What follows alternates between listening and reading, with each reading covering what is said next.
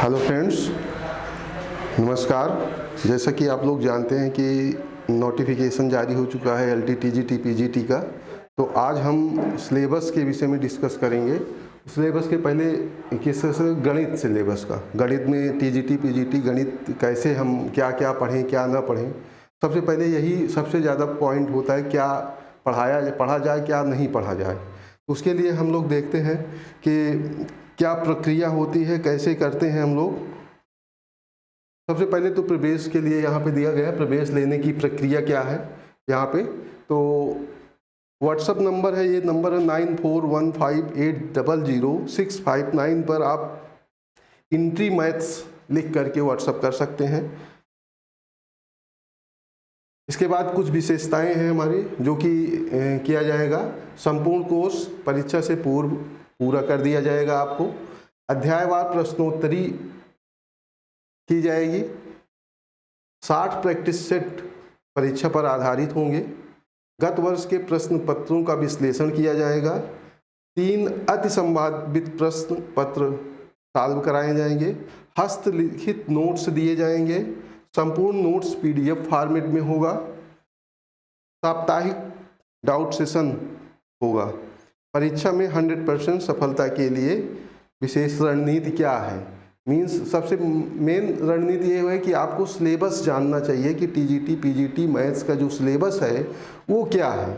बिना सिलेबस के आप किसी परीक्षा की तैयारी नहीं कर सकते हैं। उसके लिए आपको जानना चाहिए कि क्या सिलेबस है, क्या पढ़ना चाहिए क्या नहीं पढ़ना चाहिए। तो मैथ्स का सिलेबस है, सबसे पहला है कॉमर्स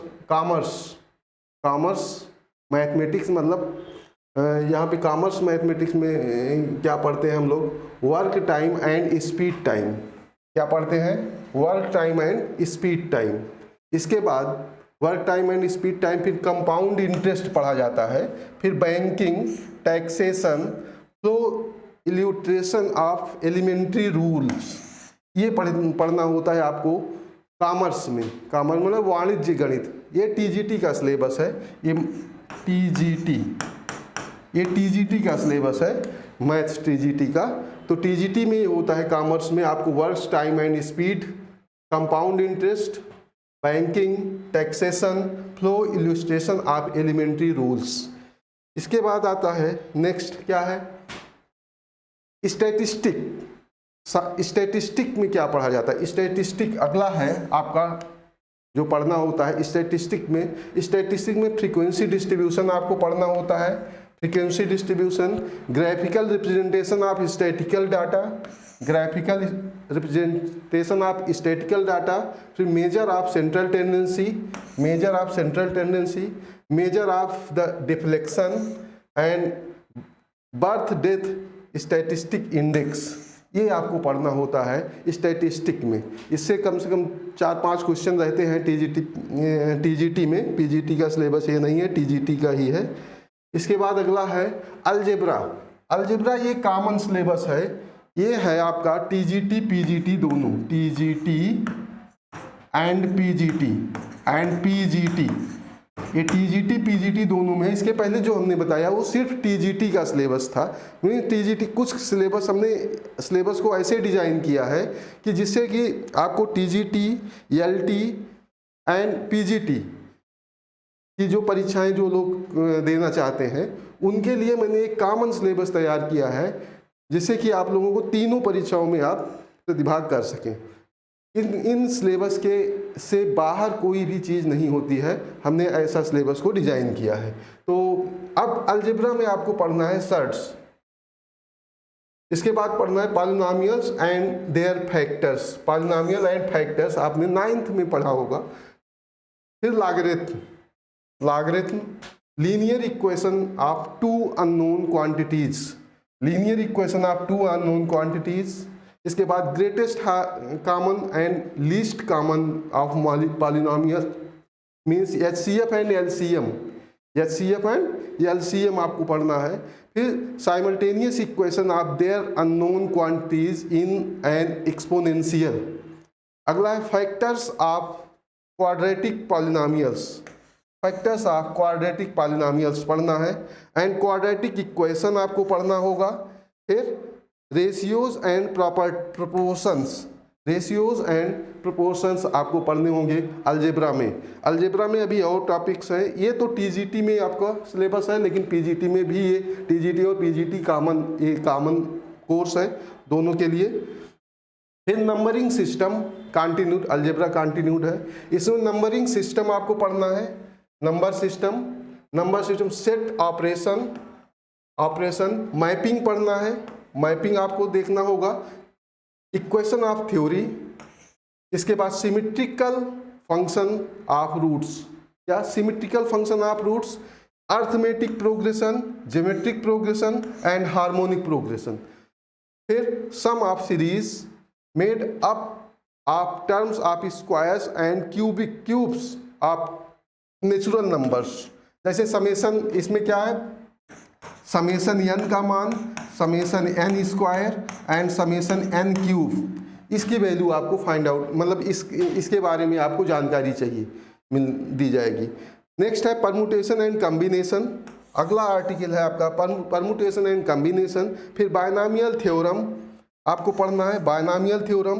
फिर exponential and logarithmic series, exponential and logarithmic series पढ़ना है।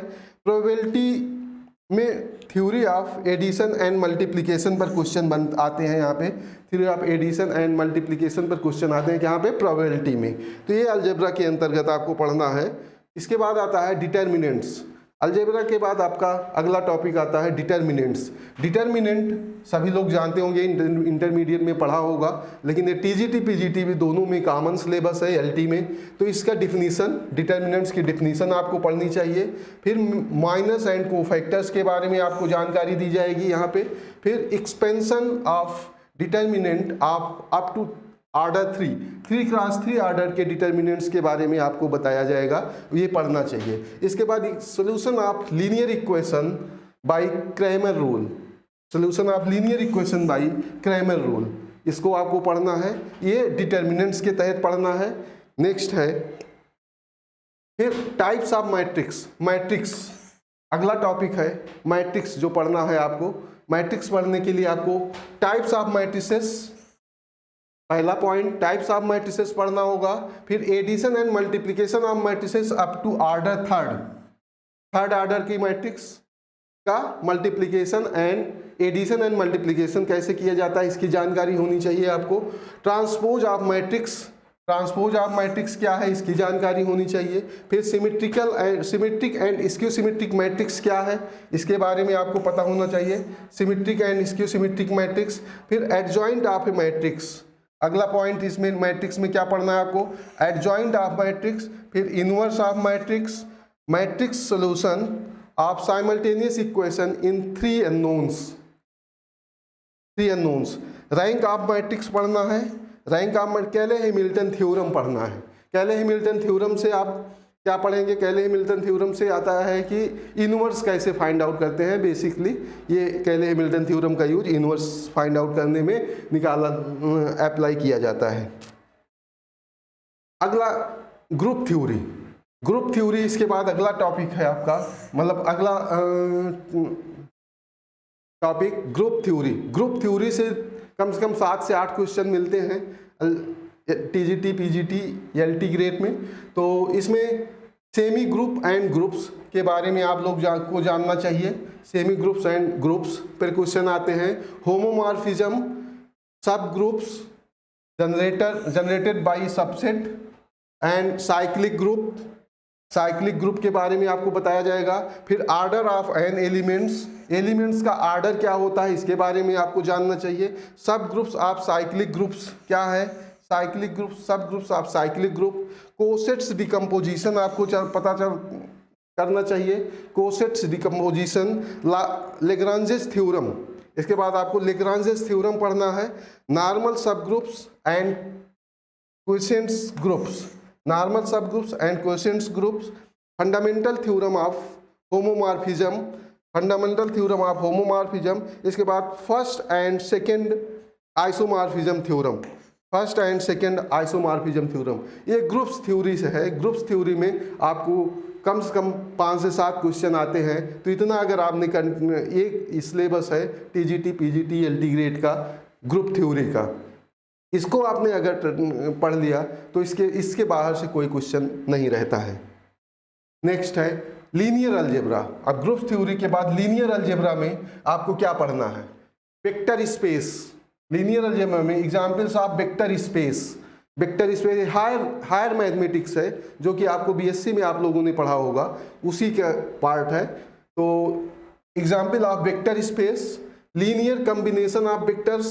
लीनियर कॉम्बिनेशन ऑफ वेक्टर्स आपको पढ़ना है।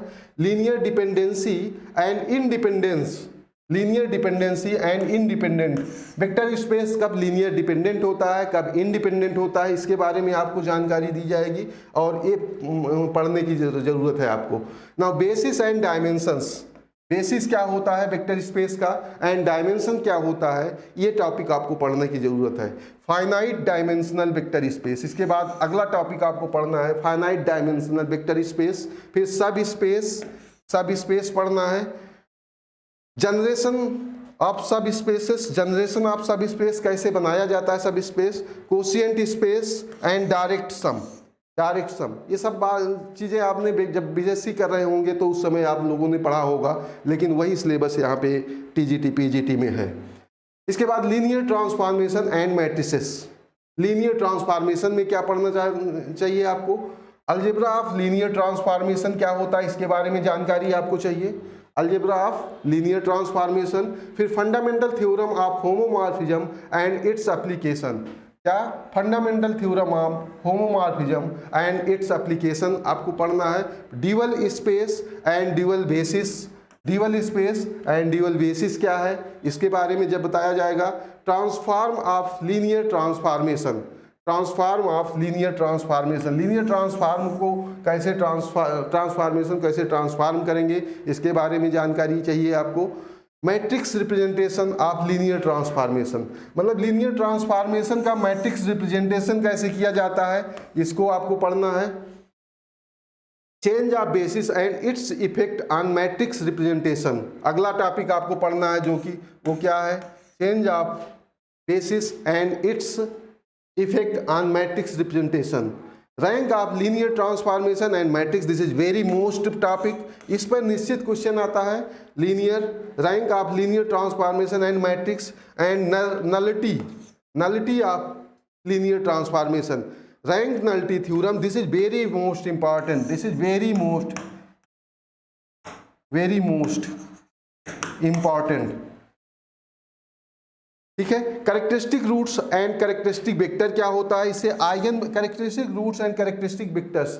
आइगन, इसी को एक भाषा में कहते हैं eigenvalues and eigenvectors. इसको आपको पढ़ना है। कैले हैमिल्टन थ्योरम, इसके पहले बताया था वही सेम है। कैले हैमिल्टन थ्योरम आपको पढ़ने की जरूरत है। Inverse of non singular matrix by Cayley Hamilton theorem. Inverse of non singular matrix by Cayley Hamilton theorem. Cayley Hamilton theorem से इनवर्स निकाला जाता है, उसके बारे में आपको जानकारी यहाँ पे दी जाएगी। Solution of general system of um linear equation in n unknowns, ये पढ़ना है। इसके बाद ये आपका हो गया। अब linear transformation and matrix representation में इसमें कम से कम 4 से 5 क्वेश्चन टीजीटी पीजीटी में रहता है। अगला है सबसे ज़्यादा important coordinate geometry. Coordinate geometry में कम से कम 25 से 30 क्वेश्चन आपके रहते हैं कोऑर्डिनेट ज्योमेट्री के। तो दिस इज वेरी सबसे ज़्यादा इंपॉर्टेंट टॉपिक है कोऑर्डिनेट ज्योमेट्री। इससे भी इम्पॉर्टेंट है कैलकुलस, जिसमें 40 कम से कम 40 क्वेश्चन रहते हैं। तो कोऑर्डिनेट ज्योमेट्री में pair of straight lines represented by ax square plus 2hxy plus by square, ये पढ़ना है। पेयर ऑफ स्ट्रेट लाइंस, इसकी प्रॉपर्टीज पढ़नी है। पेयर ऑफ स्ट्रेट लाइंस कैसे होता है, कब होता है, उसके बारे में आपको पढ़ना है। Angle between these lines and equation of pair of bisectors of these angles, मतलब equation of pair of bisectors आपको जानना है क्या होता है। Standard equation of conics in rectangular Cartesian coordinates representing pair of straight lines, ये topic आपको पढ़ना है। इसके बाद सर्किल आपको पढ़ना है। सर्किल्स के बारे में, डिफरेंट टाइप्स, डिफरेंट एक्सिस पे सर्किल कैसे बनती हैं, उसके बारे में आपको पढ़ना है। सर्किल्स के बारे में पूरी जानकारी यहाँ पे दी जाएगी। सर्किल पे कोई टेंजेंट कब होता है, नॉर्मल कब होता है, ये सारी चीज़ें आपको पढ़ना है। सर्किल में सिमिलरली पैराबोला आपको पढ़ना है। पैराबोला में बहुत सारी चीज़ें होती हैं, वो उसके प्रॉपर्टीज़ पढ़ना है। पैराबोला के प्रॉपर्टीज़ पढ़ने हैं। पैराबोला में क्या होता है कि टेंजेंट कौन से हैं, कितने टेंजेंट बनते हैं, कितने नॉर्मल जा सकते हैं, ये सारी चीज़ें आपको, पैरामीट्रिक इक्वेशन ऑफ पैराबोला, ये सारी चीज़ें आपको पढ़ना है। इलिप्स में भी यही पढ़ना है, हाइपरबोला में भी सारी चीज़ें पढ़ना है। हाइपरबोला के बारे में टेंजेंट एंड नॉर्मल, अगला टॉपिक जो है टेंजेंट एंड नॉर्मल आपको पढ़ने हैं। Equation of tangent in terms of slope, अगला है क्या, equation of tangent in terms of slope, condition of tangency, tangency की कंडीशन, इसमें बहुत सारे क्वेश्चन आते हैं, बहुत क्वेश्चन आते हैं। Parametric equation of tangent, parametric equation of tangents. तो कोऑर्डिनेट ज्योमेट्री में हमने बताया 20 से 25 क्वेश्चन आपको रहते हैं टीजीटी पीजीटी में। फिर कोऑर्डिनेट ज्योमेट्री कंटिन्यू, इसमें और आगे है standard equation of conics in polar coordinates, in standard equation of conics in polar coordinates, spheres. अब इसके पर standard equation of conics in polar coordinates, इसके बाद एक टॉपिक इसमें और है प्लेन, एक टॉपिक और है स्फीयर्स के पहले प्लेन, प्लेन भी आपको पढ़ना है। एक टॉपिक और है इसमें हम यहाँ पे लिख दे रहे हैं प्लेन, प्लेन, प्लेन के इक्वेशन पढ़ना है। इसके बाद sphere, cone, cylinder and central conicoids in 3 dimensional coordinates, ये पढ़ने हैं आपको कोऑर्डिनेट ज्योमेट्री में। इतने टॉपिक्स कोऑर्डिनेट ज्योमेट्री में पढ़ने हैं और इसमें 2D एंड 3D बोथ है। तो हमने बताया 25 क्वेश्चन कम से कम इसमें रहता, 2D एंड 3D दोनों मिला करके 25 क्वेश्चंस आपके रहते हैं अप्रॉक्सीमेट। फिर नेक्स्ट है टेक्नोमेट्रिक, टेक्नोमेट्रिक आपने टेक्नोमेट्री होता है। टेक्नोमेट्री में क्या, टेक्नोमेट्रिकल इक्वेशन आपको पढ़ना है। टेक्नोमेट्रिक में टेक्नोमेट्रिकल इक्वेशन पढ़ना है। Solution of triangle, solution of triangle, solution of triangle पढ़ना है। रेशियो सर्कमस्क्राइब्ड क्या होता है, इसके बारे में। इनस्क्राइब्ड सर्किल्स एंड प्रॉपर्टीज पढ़ने हैं आपको। हाइट एंड डिस्टेंस क्या होता है ये बताना है, ये पढ़ना है, इसके बारे में जानकारी दी जाएगी। Simple properties of inverse circular function, simple properties of inverse circular function, inverse circular function की सिंपल प्रॉपर्टीज क्या होती हैं उसके बारे में आपको जानकारी दी जाएगी। इसके बाद complex numbers, this is most important, इसमें कम से कम 2-3 क्वेश्चन 4 क्वेश्चन निश्चित रहते हैं, कम से कम 4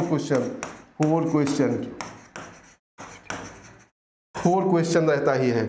addition and multiplication of complex numbers, फिर मॉडुलस आर्गुमेंट फॉर्म में, रेशनलाइजेशन ऑफ द डिनोमिनेटर, इसमें कॉम्प्लेक्स नंबर को कैसे रेशनलाइज करते हैं डिनोमिनेटर को, उसके बारे में जानकारी चाहिए। De Moivre's theorem and its application, De Moivre's theorem और इसके एप्लीकेशंस क्या हैं।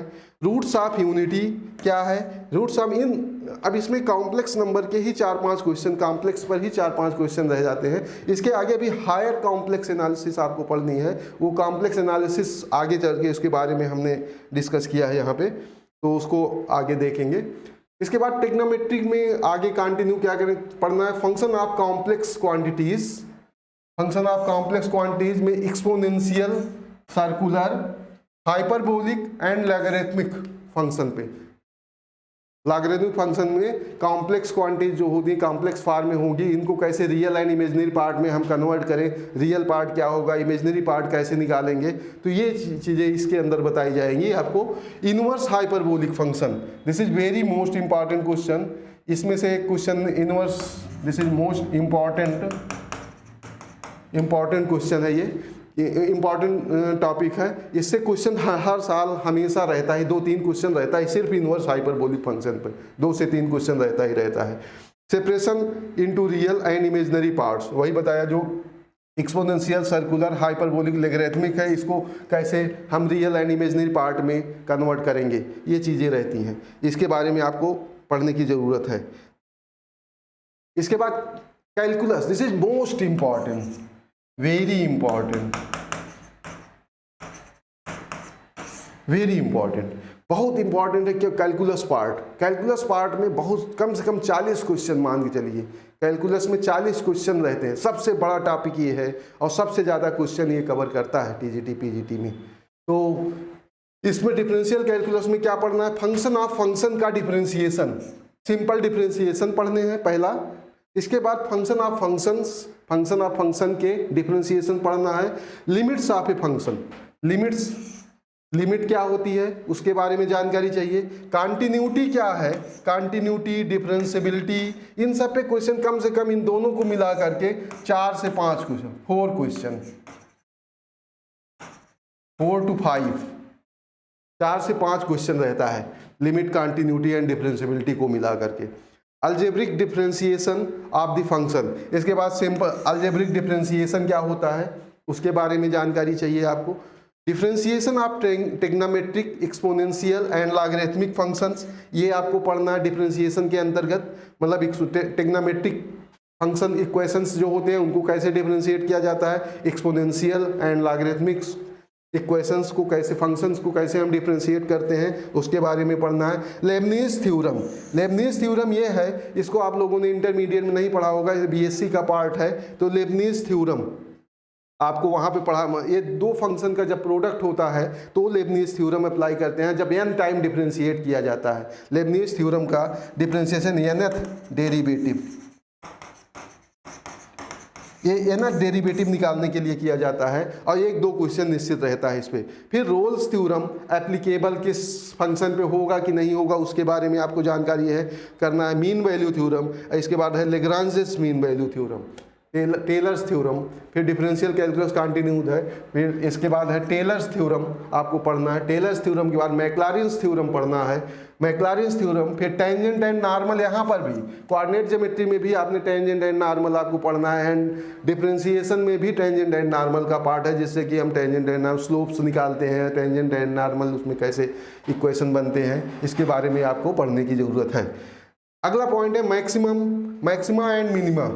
मैक्सिमा एंड मिनिमा, उच्चिष्ट एंड निम्निष्ट बिंदु क्या होता है। कर्वेचर, रेडियस ऑफ कर्वेचर कहते हैं, इससे 2 क्वेश्चन आते हैं। एसिम्पटोट्स एंड कर्व ट्रेसिंग जब तक नहीं पता होगा आपको किसी कर्व के बारे में कैसे ट्रेस करते हैं, तो कर्व ट्रेसिंग अगर आपको आ जाए तो आपको लिमिट, कंटिन्यूटी, डिफरेंशिएबिलिटी बहुत आसान हो जाता है कर्व ट्रेसिंग से।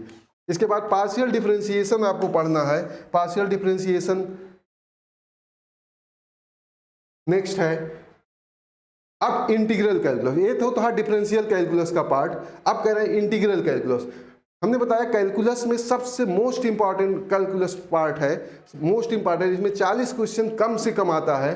तो अब इसमें एक पार्ट मैंने डिस्कस कर लिया। अभी इंटीग्रल कैलकुलस, अगला है इंटीग्रल कैलकुलस। इंटीग्रल कैलकुलस क्या है, integration by parts bye critical points पे इंटीग्रेशन बाय पार्ट्स कैसे करते हैं। Now differentiation bye partial fraction अगला है। इसके बाद डिफरेंशिएशन बाय पार्शियल फ्रैक्शन करके किसी फंक्शन को कैसे डिफरेंशिएट करते हैं। फिर डिफिनिट इंटीग्रल्स है। यहाँ पे integration by partial fraction, differentiation and integration कर दें, इंटीग्रेशन बाय पार्शियल फ्रैक्शन। फिर application of definite integrals to determine area of plane curves का एरिया निकालने के लिए हम लोग क्या यूज करते हैं, डिफिनिट इंटीग्रल को यूज करते हैं। फिर volume and surface of spheres, cone and cylinders निकालने के लिए, इसका वॉल्यूम निकालने के लिए हम लोग करते हैं, डिफिनिट इंटीग्रल का यूज करते हैं। इसके बाद definite integral as the limit of a sum, एक दिस इज मोस्ट इंपॉर्टेंट है। इसमें कम से कम 1 क्वेश्चन या 2 क्वेश्चन, 2 क्वेश्चन निश्चित रहता है। 100% 2 क्वेश्चन तो रहता ही रहता है। Rectification and quadrature and solids of revolution, ये पढ़ना है। ये मल्टीपल, इसके बाद आप मल्टीपल इंटीग्रल का मतलब हुआ डबल इंटीग्रल या ट्रिपल इंटीग्रेशन करते हैं हम लोग। मल्टीपल इंटीग्रल में, इंटीग्रेशन में double integral and triple integration के बारे में जानकारी दी जाती है। इससे हम double integral and triple integral से वॉल्यूम निकाल सकते हैं, डबल इंटीग्रल से एरिया निकाल सकते हैं। तो एरिया और वॉल्यूम निकालने के लिए हम मल्टीपल इंटीग्रल का भी यूज कर सकते हैं, तो ये किया जाता है। अगला पार्ट है डिफरेंशियल इक्वेशन। अब डिफरेंशियल इक्वेशन से भी कम से कम 10 क्वेश्चन रहते हैं डिफरेंशियल इक्वेशन से। तो अगर ये देखा जाए कि कम से कम 40% डिफरेंस कैलकुलस से रहता है क्वेश्चन, 40% क्वेश्चन कैलकुलस से। तो formation of differential equation, differential equation को कैसे फार्म करेंगे, कैसे बनाएंगे, उसके बाद सोल्यूशन ऑफ डिफरेंशियल इक्वेशन, कैसे उसका सोल्यूशन फाइंड आउट करेंगे, टाइप्स ऑफ डिफरेंशियल इक्वेशन, कितने टाइप्स के डिफरेंशियल इक्वेशन होते हैं। यहाँ पे आपको टाइप्स ऑफ डिफरेंशियल इक्वेशन में होता है एग्जैक्ट डिफरेंशियल इक्वेशन आपको पढ़ना है, वेरिएबल सेपरेबल पढ़ना है, लीनियर डिफरेंशियल इक्वेशन पढ़ना है, होमोजीनियस डिफरेंशियल इक्वेशन पढ़ना है एंड एग्जैक्ट डिफरेंशियल इक्वेशन पढ़ना है। इन सब के बारे में आपको टाइप्स ऑफ डिफरेंशियल इक्वेशन जब बताया जाएगा तो उसमें होगा। इसके बाद degree and order of differential equation, किसी डिफरेंशियल इक्वेशन की डिग्री क्या होती है, ऑर्डर क्या होता है, इसके बारे में जानकारी आपको होनी चाहिए। उसके बाद इस डिफरेंशियल इक्वेशन को सॉल्व करेंगे, सॉल्व करने के लिए to solve the following types of differential equation, मतलब इस जो नीचे दिया गया फर्स्ट सेकेंड थर्ड इस टाइप के डिफरेंशियल इक्वेशन को सॉल्व करने का तरीका क्या होगा, इसके बारे में आपको जानकारी होनी चाहिए। नेक्स्ट है differential equation of first order and first degree, this is most topic. Differential equation of first order and first degree, इसके बारे में जानकारी होनी चाहिए आपको। Linear differential equation with constant coefficient क्या होता है, लीनियर इसको जानना चाहिए। Linear differential equation with constant coefficients, इसमें कम से कम 1 से 2 क्वेश्चन रहता है, मतलब जितने टॉपिक्स हैं उतने क्वेश्चन मान लो, जितने टॉपिक्स हैं इसमें हमने लिया है, चूज किया है, वो उनमें से क्वेश्चन रहेंगे ही रहेंगे, उससे बाहर से क्वेश्चन नहीं आता है। डिफरेंशियल इक्वेशन आगे भी बहुत बड़ा टॉपिक है, सिलेबस है इसका। होमोजीनियस लीनियर डिफरेंशियल इक्वेशन क्या होता है, होमोजीनियस लीनियर डिफरेंशियल इक्वेशन क्या होता है, उसके बारे में जानकारी होनी चाहिए।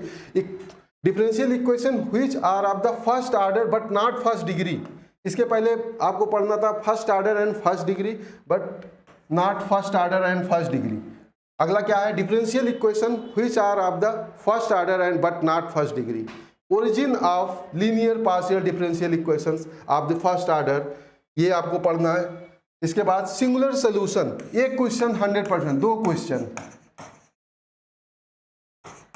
दो क्वेश्चन तो रहेगा ही रहेगा। सिंगुलर सोल्यूशन, ट्रेजेक्टरीज आपको पढ़ना है।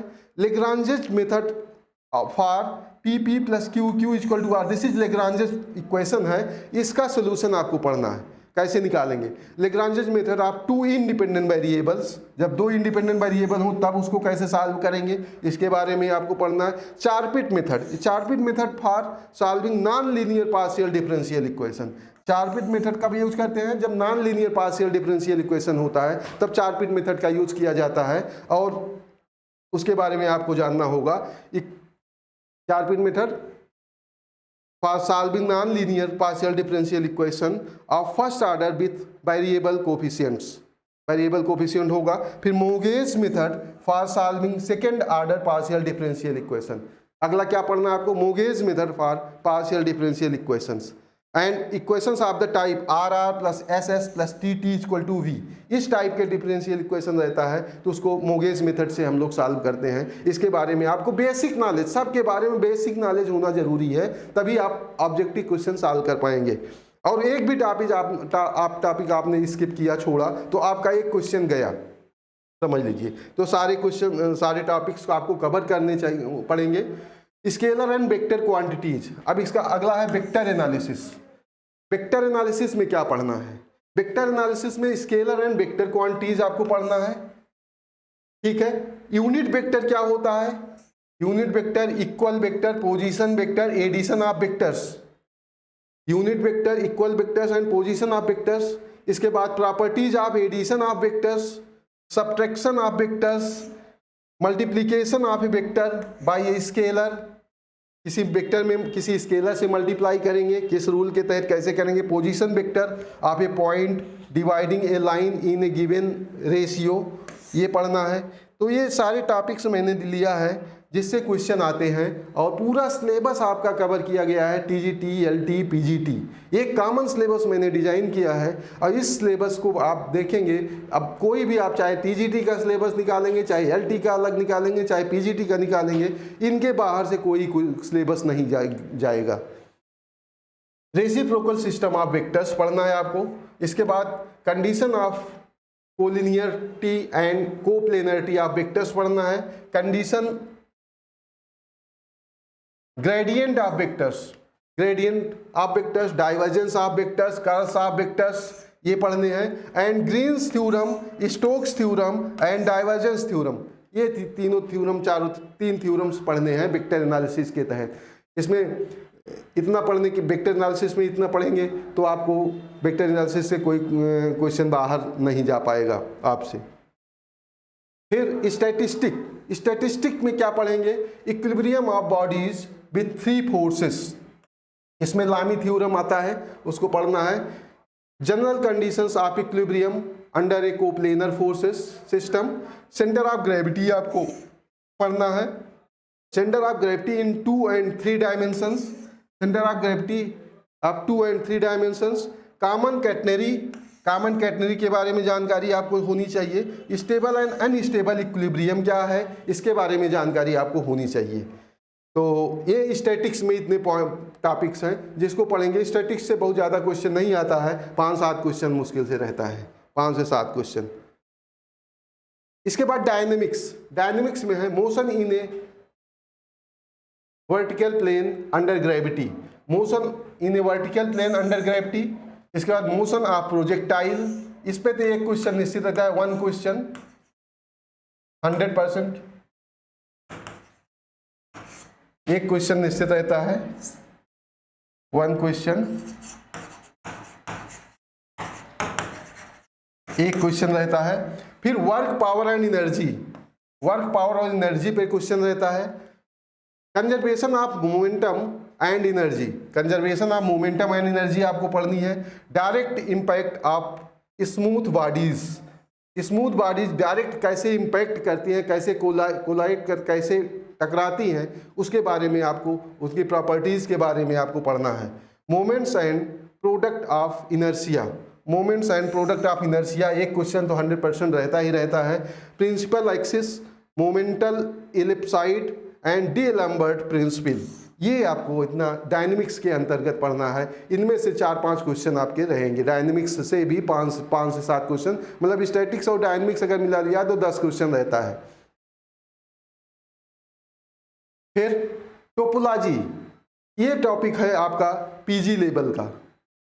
बीएससी, अभी तक जो टॉपिक्स आपने देखे सारे बीएससी लेवल्स, और इन 9th से लेकर फर्स्ट से पहला जब हमने कॉमर्स वाणिज्य गणित बताया वो था आपका 9th की मैथमेटिक्स, 9th और 10th की मैथमेटिक्स होती है, वहाँ से आप देख सकते हैं। फिर उसके बाद जैसे अलजेब्रा शुरू हुआ, वहाँ पर भी 9th को और 11th 12th की जो मैथमेटिक्स है उसको मैंने पूरा डिस्क्राइब किया है। फिर इसके बाद लीनियर अलजेब्रा, मतलब धीरे धीरे देखिए 9 से शुरू हुआ और पीजी लेवल तक का सिलेबस आपका इसमें पीजी में है।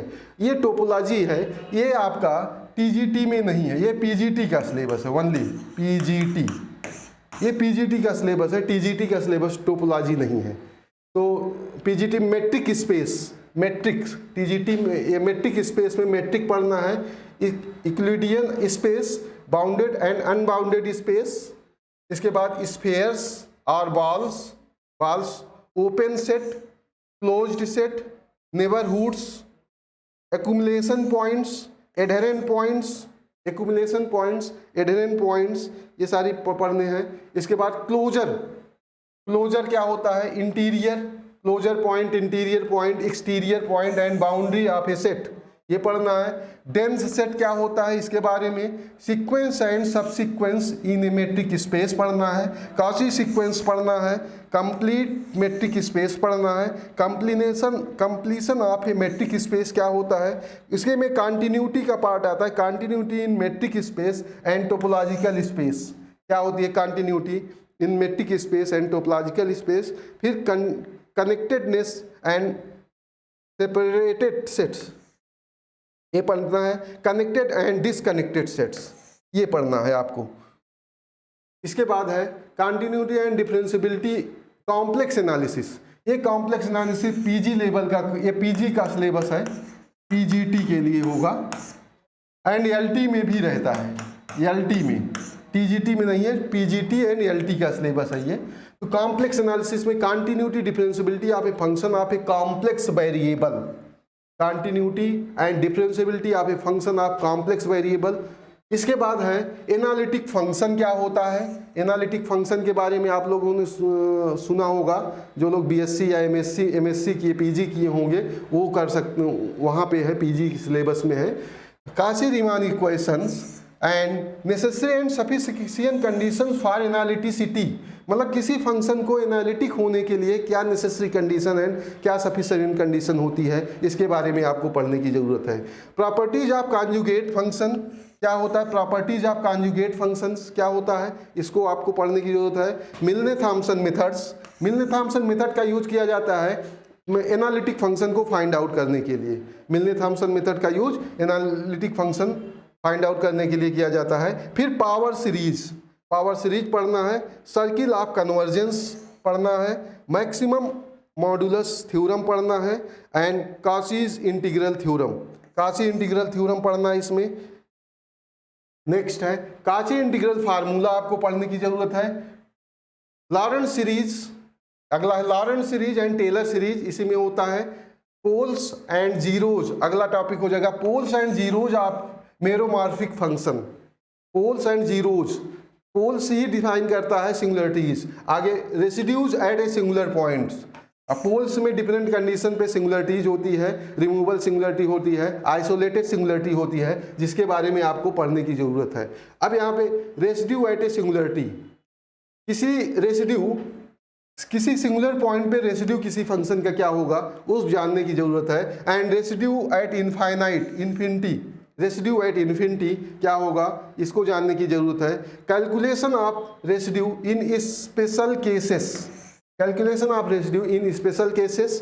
Kashee's theorem of residues, very most important, Cauchy residue theorem for Cauchy's theorem for of residues. Fundamental theorem of algebra, ये लास्ट आर्टिकल है आपका, फंडामेंटल थ्योरम ऑफ अलजेब्रा। तो ये सिलेबस है, इसमें हमने बताया कॉम्प्लेक्स एनालिसिस, इसमें से 4 से 5 क्वेश्चन रहता है पीजीटी में, कॉम्प्लेक्स एनालिसिस में पीजीटी में 4 से 5 क्वेश्चन रहता है। तो अगर देखा जाए तो सबसे ज़्यादा नंबर 1 पे आपका अलजेब्रा आता है, जिसमें सारे मैक्सिमम क्वेश्चन आते हैं। उसके बाद नंबर 2 पे डिफरेंशियल कैलकुलस आता है, डिफरेंशिएशन कैलकुलस में डिफरेंशिएशन भी हो जाएगा आपका, इंटीग्रेशन भी हो जाएगा, इन सब पे क्वेश्चन सबसे ज़्यादा आते हैं। उसके बाद 3rd नंबर पे कोऑर्डिनेट ज्योमेट्री आती है, कोऑर्डिनेट ज्योमेट्री में भी क्वेश्चन अच्छे ज़्यादा सिलेबस कवर करता है, ज़्यादा क्वेश्चन कवर कर जाता है। इसके बाद आपका आता है टेक्नोमेट्री, टेक्नोमेट्री में भी 10 से 12 क्वेश्चन आपको मिल जाएंगे। इसके बाद इन 5 टॉपिक्स के बाद पहला क्या, अलजेब्रा, अलजेब्रा के बाद आपका हो गया कैलकुलस, कैलकुलस के बाद हो गया कोऑर्डिनेट ज्योमेट्री, कोऑर्डिनेट ज्योमेट्री के बाद हुआ टेक्नोमेट्री। उसके बाद स्टैटिक्स और डायनेमिक्स से 10 क्वेश्चन ज़्यादा से ज़्यादा। इसके बाद जब बचता है तो उसके बाद आता है टोपोलॉजी से, पीजीटी में टोपोलॉजी से क्वेश्चन आते हैं। फिर टोपोलॉजी के बाद आपका आता है कॉम्प्लेक्स एनालिसिस से क्वेश्चन आते हैं। यही इतने टॉपिक्स हैं जो कि आपको पढ़ने की ज़रूरत है। और ये पूरा कंटेंट जो हमने एक तैयार किया है, सिलेबस तैयार किया है, इस सिलेबस में टीजीटी का सिलेबस पूरा कवर है, पीजीटी का सिलेबस कवर है एंड एलटी ग्रेड का सिलेबस कवर है इसमें। तो इस पूरे तीनों सिलेबस को देख करके मैंने ये सिलेबस डिजाइन किया है और इस सिलेबस को आप लोग फॉलो करें और फॉलो करके जुड़े हम लोगों के साथ। तो ये है आपका TGT, PGT, LT grade, JIC, TET, super TET के लिए है लाइव क्लास, ऑनलाइन क्लासेस चलती हैं। फाउंडेशन कोर्स विषयवार एवं अध्यायवार प्रैक्टिस सेट दिए जाते हैं, परीक्षा पर आधारित प्रैक्टिस सेट। आप लोग हमसे कैसे जुड़े, ये एसपी शुक्ला एजुकेट में आप संपर्क कर सकते हैं, नंबर्स आपके पास हैं। थैंक यू, और शेयर और लाइक ज़रूर कर दें। चैनल को सब्सक्राइब कर दें, जिससे कि आगे अब हमारी क्लासेस जो होंगी 6:30 से 7:30 होंगी, डेली क्लासेस चलेंगी और लाइव रहेंगे 6:30 से 7:30। Thank you very much.